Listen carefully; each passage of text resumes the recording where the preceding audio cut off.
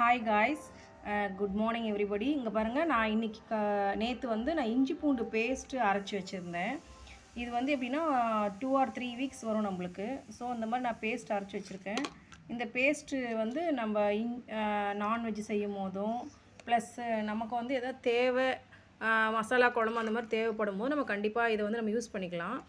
இது இயற்கையாக நம்ம அரைச்சி வச்சு யூஸ் பண்ணோம்னா நம்ம உடம்புக்கு ரொம்ப ஹெல்தி. அது மட்டும் இல்லை, நம்ம வெளியில் இஞ்சி பூண்டு பேஸ்ட் வாங்கி யூஸ் பண்ணாலும் அந்த குழம்பு நல்லா வாசனை வராது.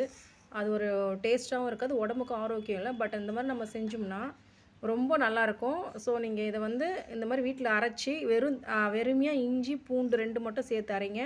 தண்ணியோ இல்லை எதுவுமே ஆட் பண்ணாமல் அரைச்சி ஃப்ரெஷ்ஷாக ஒரு கண்டெய்னரில் போட்டு பாக்ஸில் போட்டு நீங்கள் ஸ்டோர் பண்ணி வச்சுக்கலாம். நான் ஃப்ரிட்ஜ் இல்லை வீட்டில், நான் வெளியில் தான் வைக்கிறேன். 2 வீக்ஸ் வருது எனக்கு. நீங்கள் ஃப்ரிட்ஜ் இருக்குங்க 1 மந்த் கூட வச்சுக்கலாம்.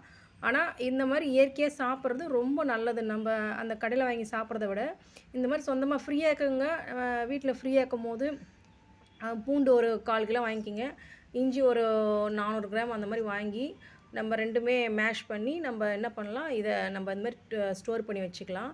பூண்டு ஒரு கைப்பிடி இருக்குன்னா இஞ்சி அதை விட கொஞ்சம் எக்ஸ்ட்ரா இருக்கணும். ஸோ அந்த மாதிரி இருந்தால் தான், பூண்டு அதிகமாக இருக்கக்கூடாது, இஞ்சி தான் அதிகமாக இருக்கணும். ஸோ அந்த மாதிரி வச்சு நம்ம யூஸ் பண்ணி சாப்பிட்டோம்னா ரொம்ப ஹெல்த்தியாக இருக்கும்.